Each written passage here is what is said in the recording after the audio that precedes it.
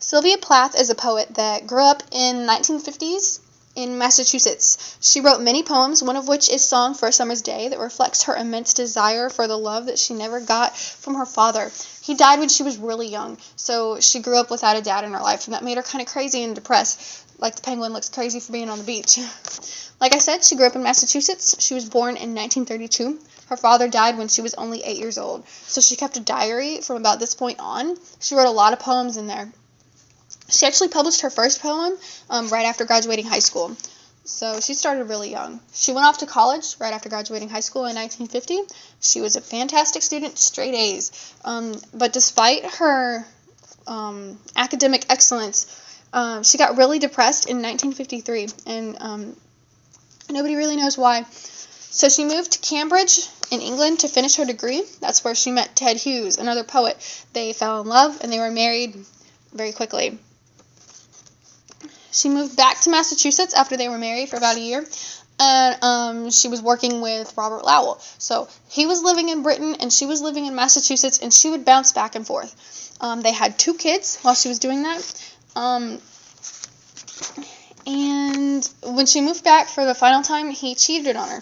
So she got depressed. They separated. It was bad. But during this time frame of her being really depressed and him being gone, she wrote a lot of poems that are present in her collection, Ariel.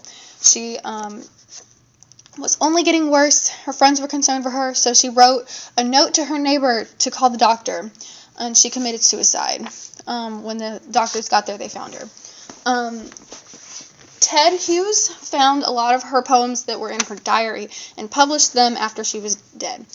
She received the Pulitzer Prize in 1982 and was the first poet ever to receive that prize after death. So, another fantastic accomplishment. Song for a Summer's Day is the poem that we're focusing on. It's about her walking with her lover in the midst of nature. It has a very free, innocent, happy, and romantic tone. It's just about her and her lover enjoying life and being together. She uses a lot of figurative language. In this poem in particular, she describes the cows as boats cruising and the grass as the water. The clouds polish the sky, she says, and the love between her and her lover is like a fierce, blazing, untamed fire. So, I don't know if you can see that with the cows. Okay, the themes in the poem are love of nature and the love of her lover. With the love of nature, she's enjoying being outside in the midst of it all, just soaking it in. It's all of its beauty, everything around her. She loves that. She also loves being with her lover and being in his presence, just spending time with him. There are 3 symbols in the poem, too. Birds, clouds, and fire. They symbolize freedom and innocence. Like in the picture, they're just like falling and head over heels. It's kind of what Sylvia was going through. Sylvia didn't get a lot of love from her dad growing up, obviously because he died. This made her really quick to marry. She loved her kids, even when she was suicidal, so that's tremendous, because she was suicidal throughout all of her life, and she didn't really love anyone until she met Ted, and then he cheated on her. So the only people that she really had was her kids, and she still loved them even though she was going to leave them. That's crazy. She wrote the poem Song for a Summer's Day right around the time of her marriage to Ted Hughes. The poem reflects her situation of blind infatuation, kind of like the penguins are blind to the fact that they're on a beach instead of Antarctica, but they seem okay because they're together. That's kind of what Sylvia was going through. In the United States, during her lifetime, there was World War II up until 1945 when it ended, and after that, the economy just boomed. Businesses were flourishing, prosperity was everywhere, pay was raised. I mean, people were just enjoying life, kind of like the monkeys are enjoying the candy. Over in Britain, during her lifetime, they were doing a lot of research.